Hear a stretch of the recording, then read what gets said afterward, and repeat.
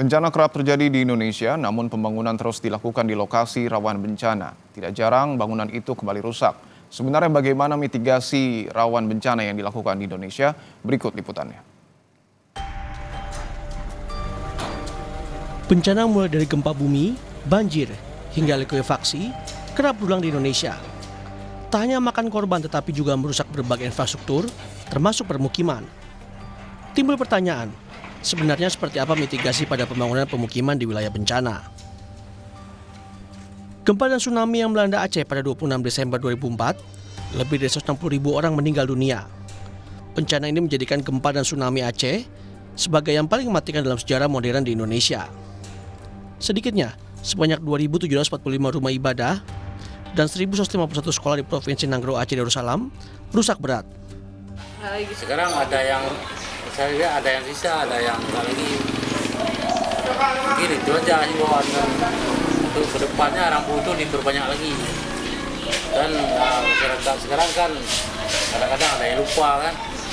Kalau kami insya Allah nggak lupa karena kita yang mengalami itu. Kita buat rencana penanggulangan bencana, tentunya juga kita menyusun rencana kontingensi untuk masing-masing ancaman, terutama bencana ancaman-ancaman yang prioritas seperti tsunami, gempa, banjir dan bencana yang lainnya. Sedangkan di daerah Palu, fenomena likuifaksi terjadi pada 28 September 2018. Berawal dari gempa magnitudo 7,4 menyebabkan tanah yang tadinya padat kemudian berubah menjadi cair atau lumpur di daerah Petobo, Palu Selatan. Di kota Palu sekitar 703 orang meninggal dunia. Gempa ini bukanlah yang pertama terjadi di Palu. Kerugian dan kerusakan di kota Palu diperkirakan mencapai 7,63 triliun rupiah. Di kawasan-kawasan pantai sekarang ini sudah dilakukan pembangunan terhadap elevated road ya. Elevated road ada jalan yang ditinggikan dengan fungsi transportasi untuk lingkar pantai yang kemudian nanti juga dia berfungsi ganda untuk menahan tsunami jika sewaktu-waktu terjadi. Sedangkan di Padang, Sumatera Barat, merupakan salah satu daerah yang sangat rawan terjadi gempa.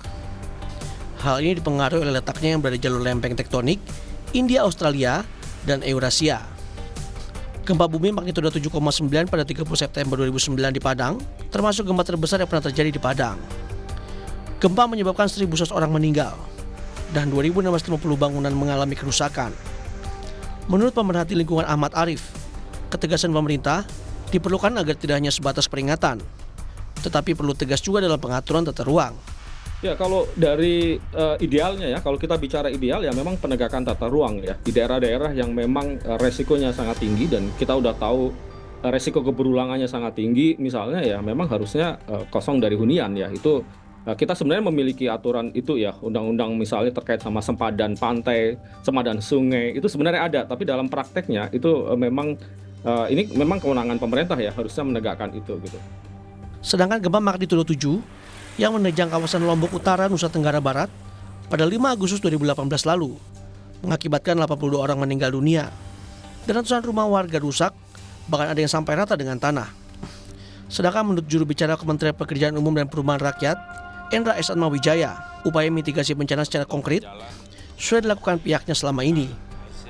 Belum, ini lebih banyak kita fokuskan misalkan dengan infrastruktur yang memang bisa tangguh ya, menahan bencana. Ya, kita bisa mengurangi risiko bencana, itu yang paling penting sebetulnya. Mengurangi risiko bencana, misalkan bencana banjir, itu kita bisa kurangi dengan kita membangun bendungan, kita membangun flood control, kita mengatur tata ruang kita mengatur bagaimana operasi dan pemeliharaan saluran itu berjalan baik. Perlu mitigasi yang efektif dan berkelanjutan dalam membangun pemukiman di wilayah rawan bencana. Kelalaian dalam hal ini tidak hanya membahayakan nyawa, tetapi juga memperparah dampak bencana yang seharusnya bisa diminimalisasi. Yanus Foni, Kompas TV, Jakarta.